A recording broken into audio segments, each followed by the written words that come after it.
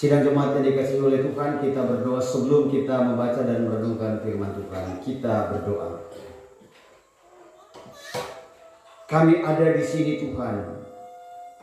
Itu berarti kami menikmati akan kasih-Mu. Kami boleh bernyanyi dan memuliakan nama-Mu.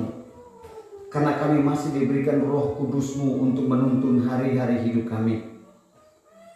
Kami hendak melangkahkan kaki kami untuk memasuki hari-hari hidup kami yang baru pada minggu yang nantinya kami jalani, hari besok dan seterusnya.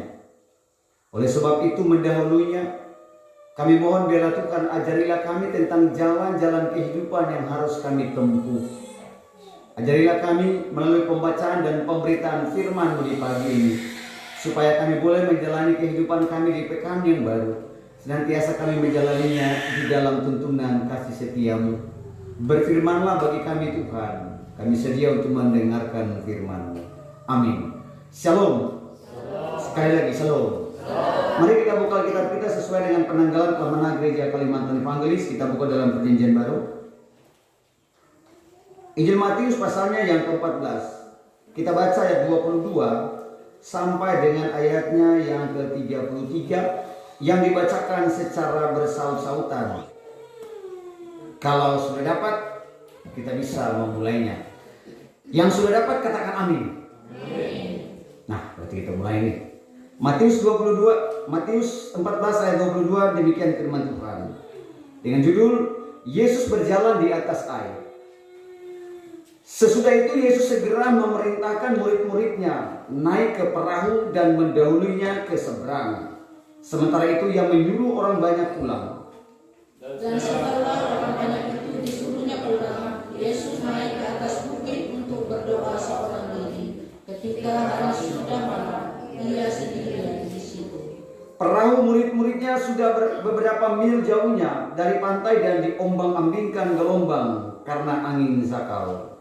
Kira-kira yang 3 malam datanglah Yesus kepada mereka berjalan di atas air.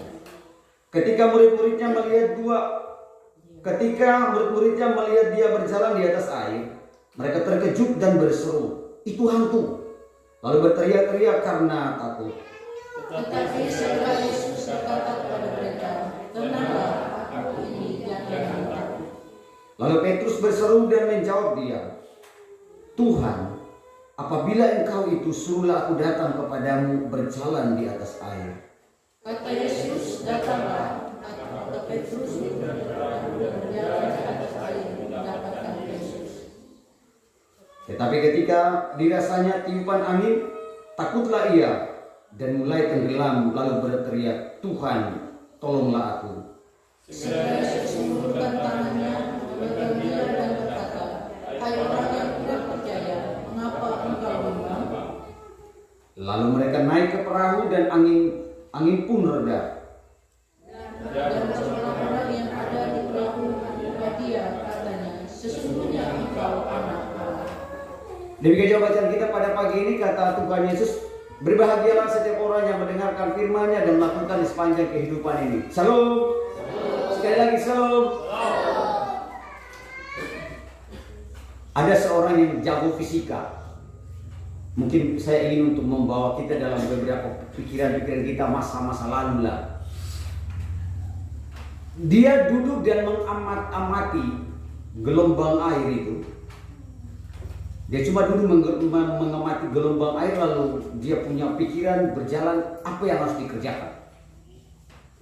Bagaimana sebuah kapal bisa berjalan di atas air yang kapalnya terbuat dari besi? Dia mengamati lalu dia membuat teori, dan teori itu yang disebut dengan hukum Archimedes ya, kira-kira lah. Yang itu yang disampaikan oleh yang saya bilang jago fisika tadi itu adalah itu disebut dengan Tuan Archimedes. Kalau kita buang satu buah paku atau besi, buang ke dalam, jangan ke di sungai ya, buang ke dalam baskom, pasti dia tenggelam itu. Tapi heran juga ya, besi sebesar itu dia bisa berjalan dari Kumai itu hantam sampai di Semarang tuh santai yang nggak tenggelam. Aneh juga. Coba kita bayangkan loh, paku yang kecil kita masukkan ke dalam baskom yang berisikan air, dia tenggelam.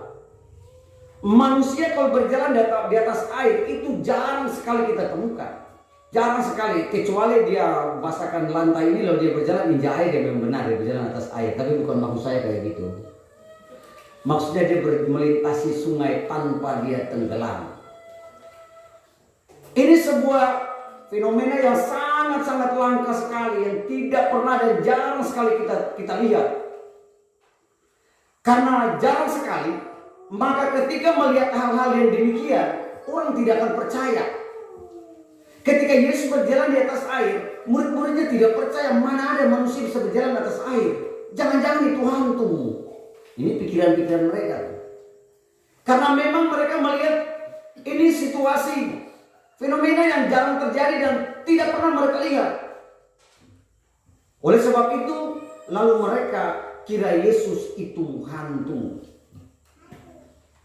Barangkali ada beberapa yang mesti saya terjemahan begini. Beberapa hal yang mengakibatkan para murid tidak mengenal Yesus. Yang pertama karena lingkungan. Lingkungannya adalah ketika itu mereka ada bukan di darat, ada di katakanlah di danau atau di air atau di sungai. Itu. Kemudian situasi. Situasinya itu bukan siang, bukan juga sore. Karena terlalu dini, terlalu pagi, barangkali juga ngantuk mengakibatkannya, barangkali juga. Sehingga penglihatan mereka tidak jelas mengatakan itu kemungkinan besar bukan Yesus tapi hantu. Saya terjemahan dalam hidup kita setiap hari. Para murid tidak mengenal Yesus pada saat itu. Tadi saya katakan oleh karena beberapa faktor. Lingkungan, situasi.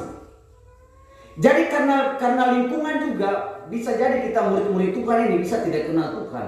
Karena lingkungan. Kita pernah lihat orang waktu dulu baik sekali. Biasanya nih, waktu dia masih kecil, sampai dia remaja, sampai dia pemuda rajin sekali melayani Tuhan, rajin ke gereja. Begitu dia sudah agak-agak dewasa, jangankan ke gereja, jalan ke gereja pun kadang-kadang dia lupa jalan mana kira-kira. Ini karena lingkungan. Lingkungan. Tapi juga saya tidak menyalahkan lingkungan loh, saya cuma bilang saja. Yang kedua, karena situasi. Terkadang orang di dalam situasi-situasi yang susah, hidup yang sangat susah, mereka mencari Tuhan. Tapi begitu mereka sudah lepas dari kesusahan itu, terkadang juga mereka lupa dengan Tuhan. Situasi. Jadi sudah dua kita dapat ya, lingkungan dan situasi. Yang menarik begini, ketika Petrus tahu itu Tuhan, dia mau memastikan kalau itu Tuhan, Tuhan suruh saya supaya saya berjalan di atas air. Hebat juga Petrus ya. Untuk memastikan bahwa itu Yesus, coba kalau benar-benar Yesus suruh saya ke situ. Ayo, konitang, sini, jalan. Dia berjalan. Dan itu bisa dia berjalan. Tapi setengah perjalanannya dia menjadi tenggelam. Kenapa dia menjadi tenggelam? Tadi dikatakan karena dia bimbang. Dia takut. Jadi saya mau kasih tahu kita ambil nilai satu lagi. Semua kita yang percaya kepada Tuhan, semua kita yang adalah murid-murid Tuhan, kita percaya kepadanya, jangan sekali-kali kita bimbang, nanti kita jatuh di dalam kebimbangan kita sendiri. Jadi kalau percaya kepada Tuhan jangan setengah-setengah. Kalau tidak percaya sekalian tidak usah. Daripada kita percaya setengah-setengah seperti Petrus jatuh sendiri dalam kebimbangannya. Itu nilai pertama. Nilai ketiga rupanya. Yang keempat. Ada sebuah sikap yang Petrus tunjukkan. Begitu dia sudah jatuh ke dalam kebimbangan, dia tidak mau larut dalam kebimbangannya, dia katakan, Tuhan tolong saya.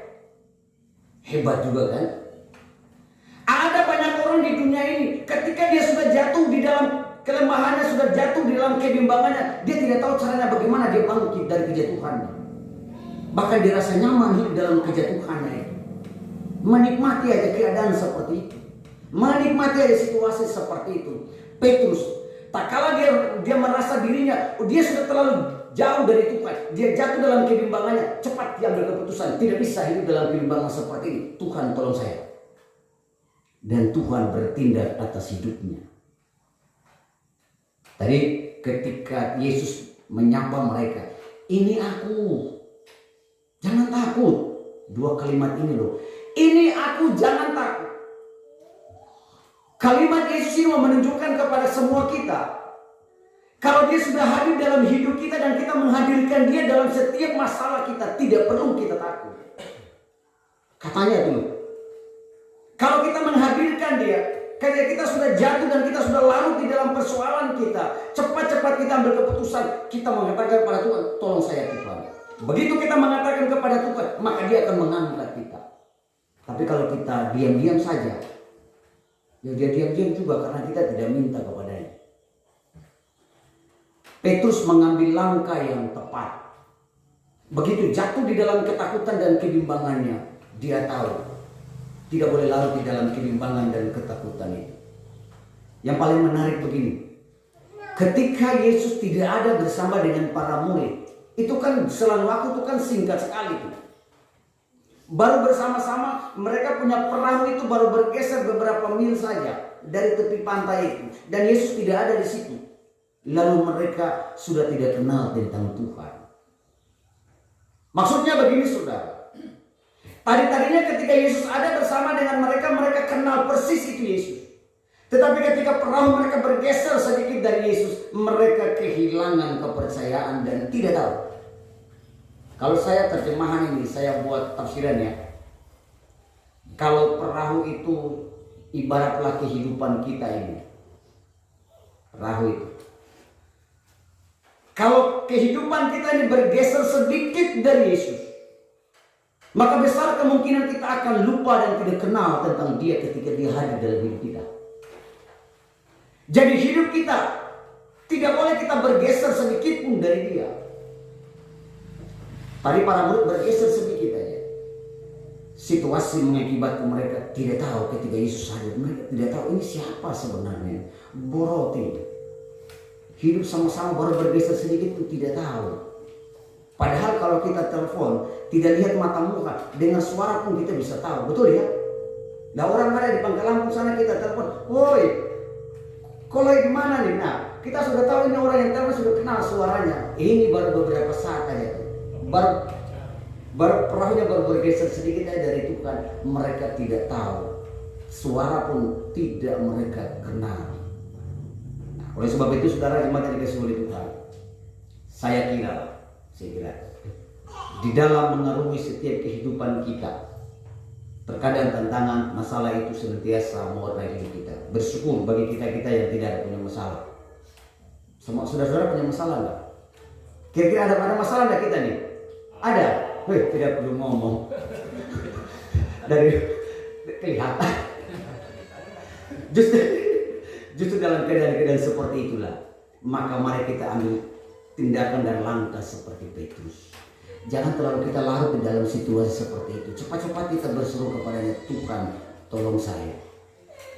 Ketika Tuhan hadir, maka dia akan mengangkat kita dari masalah-masalah demikian. Tuhan memberkati. Amin.